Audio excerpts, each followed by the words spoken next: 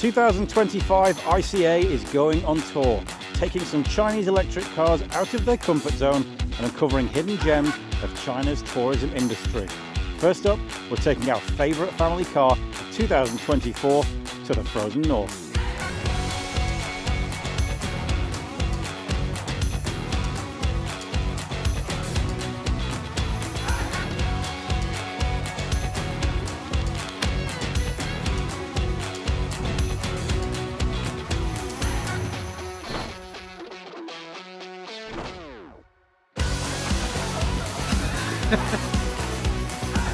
Give it a go.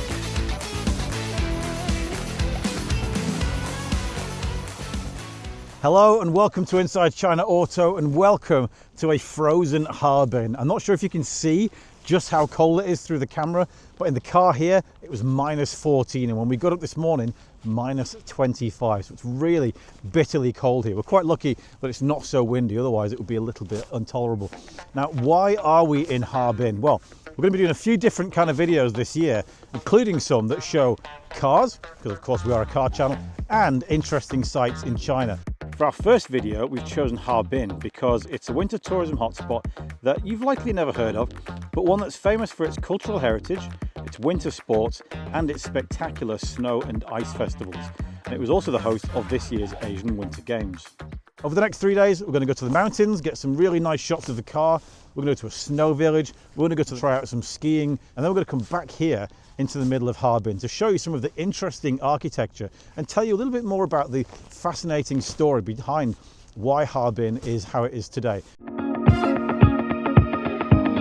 We'll be kicking things off with a 4-hour drive to the mountains in the Zeekr Mix, my favourite family car of last year. It's dubbed the baby bus because of its shape.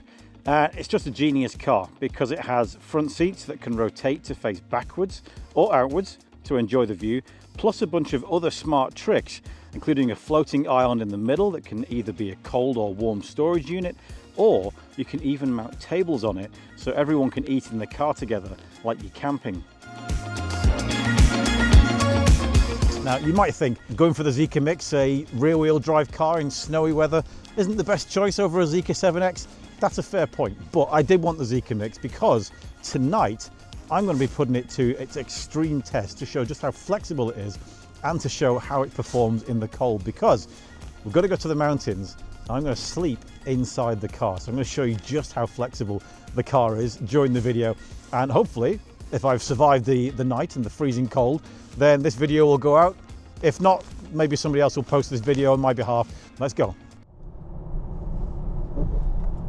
Now, outside it's saying that it's -13 degrees, so at this point I can only say that I truly appreciate the heated seats that I've got. I've also got massage seats as well, by the way, in the front, and I believe in the back as well. And I've got a heated steering wheel, which is great because that's keeping my hands warm until I get outside and my fingers fall off again. We start our journey with 433 kilometers of range and 290 kilometers to travel. But as the dense urban sprawl of Harbin makes way for more open fields, the cold weather and high speeds take their toll on our range, and we decide to check where our next charger will be. As it turns out, EVs aren't so popular this far north.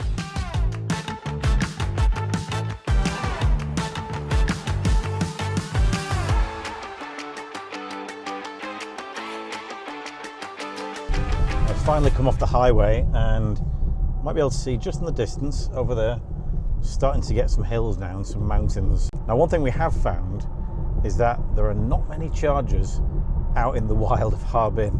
So I thought, let's just have a quick check. Let's just make sure if we can get somewhere. And literally the only ones we can find are at the snow village about 60 kilometers away.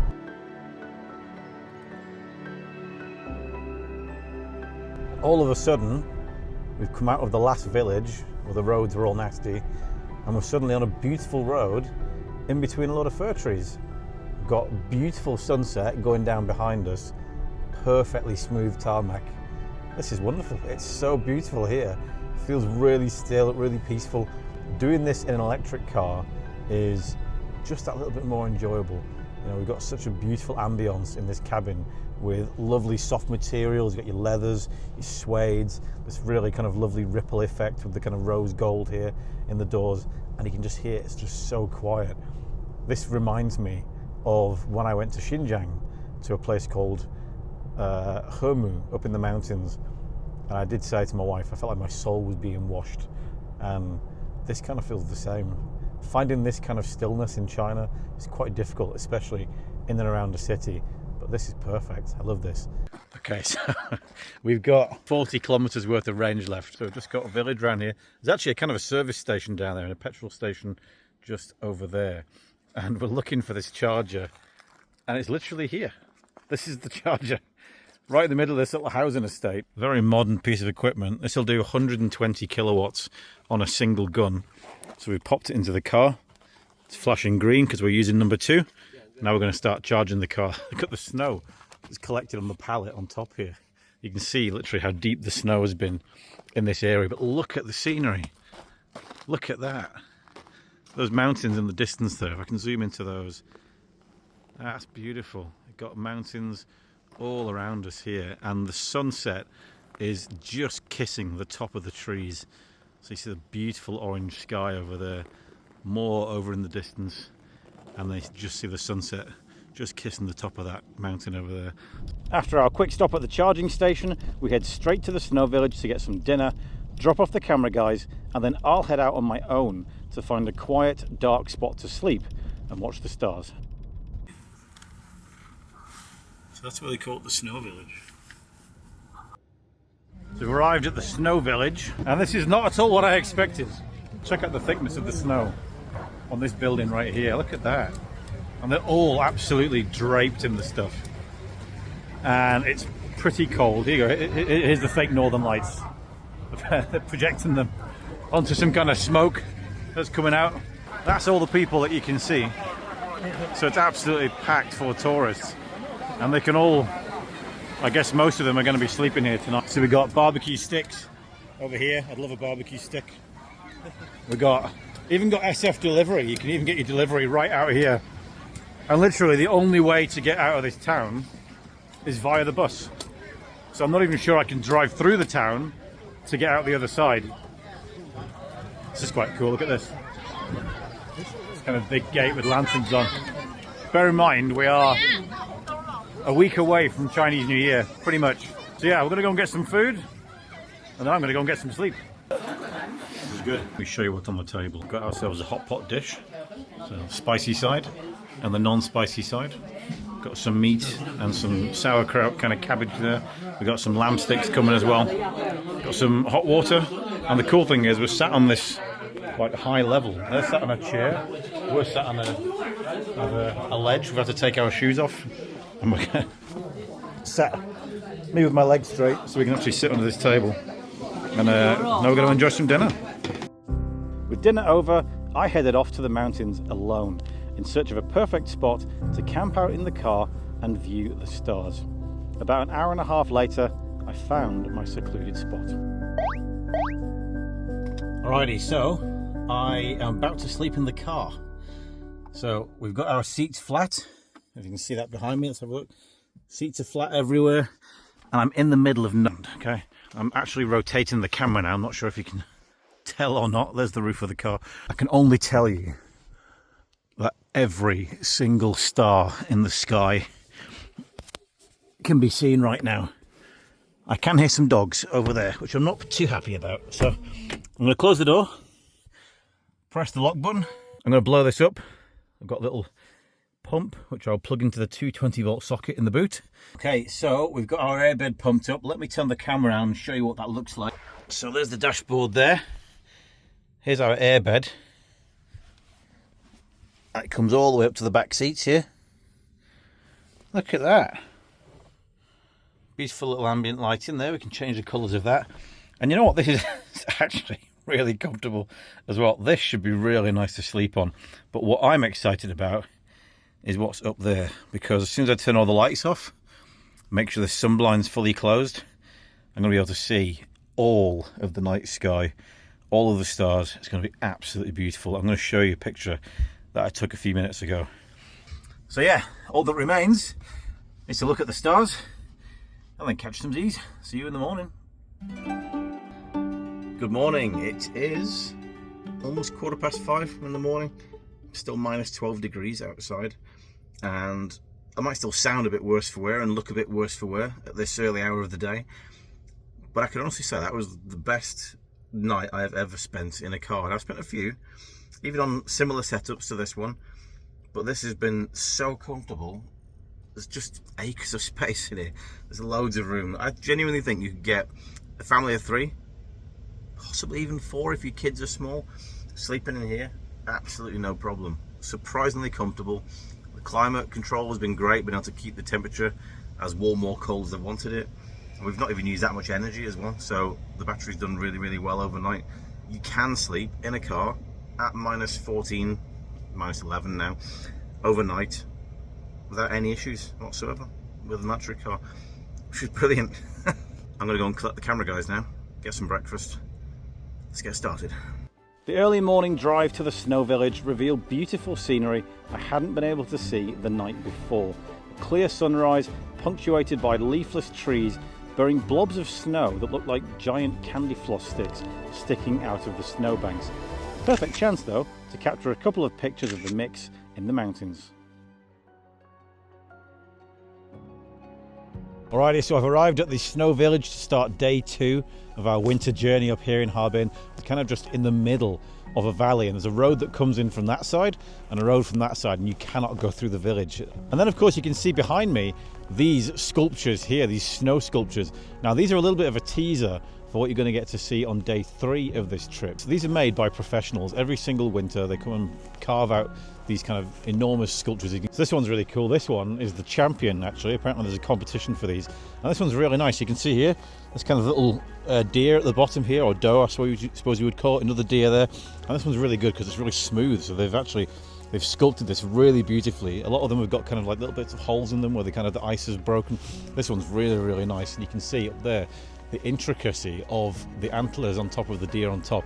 Really, really good. So I think this one's quite a deserving winner, I would say. But there are some really, really nice sculptures here. Winter sports were never really a thing previously in China. They weren't so popular, but you can see that kind of tourism industry and going outside and doing this kind of thing is really growing now. And cool little places like this are starting to pop up everywhere, where people can come and really have that genuine winter experience, because let's say most people from about Beijing downwards in China don't really get to see winter exactly the way that you would think about it with all the snow.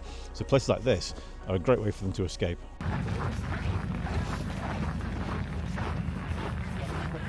So we're going to head into the village now. I can't actually tell you how cold it is. You've only been about half an hour. It feels like my right toe's about to snap off. If you breathe in through your mouth, it makes your teeth cold. It's Baltically freezing, but it's beautiful. I mean, again, blue sky, lovely scenery. These buildings are really nice. Look at this wooden building over here. This is really nice. Look. We've got some llamas with painted bums. I guess you can ride them, but they don't look very comfortable. You can get pulled around by reindeer on these sleds, which is nice. So they got having a nice bag of feed. It's my job next to find a bag of feed for myself. It's something I want you to check out. This person's coat here. This is the famous Dongbei pattern. This specific kind of floral print is very famous to the northeast part of China. There's actually some guy on, I don't know, TikTok or something like that, who's been taking this pattern around the world and showing it off to the locals dressed up in a full suit like this. So it's quite famous around here. It's starting to make its way around the world bit by bit. I want this guy's thing. This is cool. Look at this. I want to drive around his buggy. Do a review. See what the ride quality's like. Barbecue and beer. Is it too early for barbecue and beer? It's literally 2 frozen fish. It's kind of nice. They've actually made the wall out of the fish. I think I'll try one of these orange sausages here. There you go. There you go. It's fairly similar to a Western sausage, actually. Not so sweet, fishier. Not so sweet. Like a lot of Chinese sausages are usually quite sweet. It's very nice. Got a nice tough skin on it as well, which I like.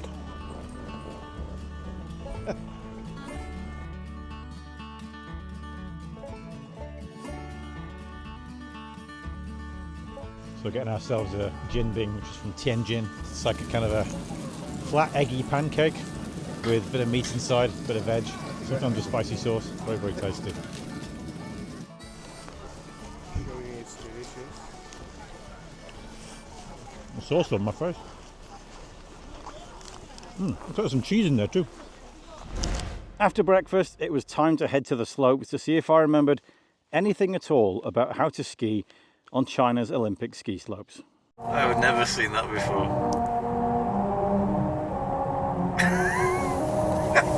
Can you hear that? That's a musical highway. So when you drive over the road, it goes... So they had like a rainbow road on the road there with a different kind of coarseness, I don't know, built into it. And as you drove along, it made a song with the sound of your tires. That was weird. Never seen one of those before, but that's a smart piece of technology. That interesting idea. Not sure I'd want it on all roads though.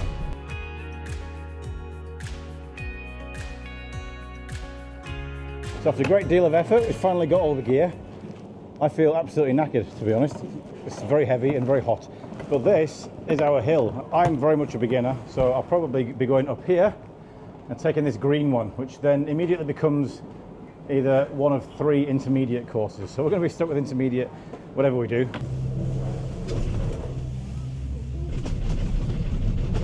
So you can hear me screaming as I go down the hill. Here we go. Let's get myself into, what was his name, Gerd Muller? Oh, he was a footballer. Andreas Muller. He's the name I remember from watching Ski Sunday when I was a kid. He was brilliant. I'm going to try and ski right across the front of you.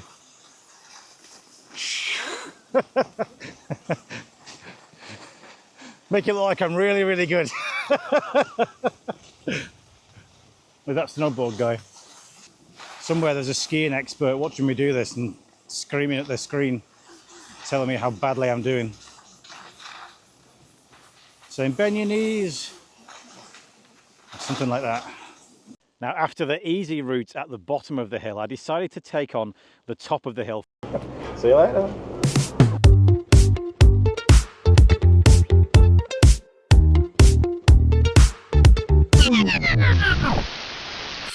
Hi everybody. Stepping in at this part of the video because there's a bit of footage here that I wanted to show you, but unfortunately I wasn't able to. So basically, I went back to the top of the hill to ski across the top and then come down the medium pathway with a GoPro. And the top part of the mountain was very good. Middle part of the mountain was quite a bit more difficult. Now, the unfortunate thing is the GoPro froze to death in the cold before it was even able to record any of the footage. And even if we'd found this out earlier, well, there's no way I could have gone back and done it again. And I'll basically let myself explain in the next scene why that was the case. Oh my word. I'm in so much pain. That is the hardest thing I've ever done in my life. The top part is nice and easy, just all the way down to the bottom. And then you turn, it just gets so much harder. It's where it becomes the beginner to the intermediate bit. And it's so steep, man. You're looking down all these tracks and it's just like the edge of a cliff. And you're doing this, what you're told to do, but your V. And it takes so much effort on your legs. And you're squeezing like this. And you're not stopping, you're just going faster and faster. It's like holding a squat for 10 minutes. So I need a rest now. We've still got like a 4-hour drive back to Harbin. Oh man, I think I'm too old for skiing. Too old. I can right past you at speed, Brian.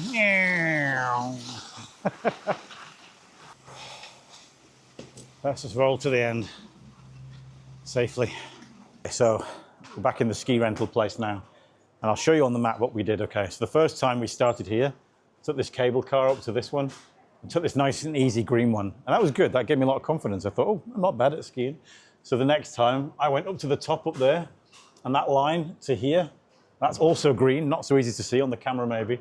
That was fine. And then you turn this corner here, and this bit was the most agonizing thing I've ever done in my life. It was so steep, and I could not slow down. Never had to try so hard in my life. And literally, I can barely walk now. I'm walking like John Wayne like this. My legs. Coming up in part 2 of our Frozen adventure, we head back to Harbin in search of local delicacies, historical architecture, and spectacular sculptures.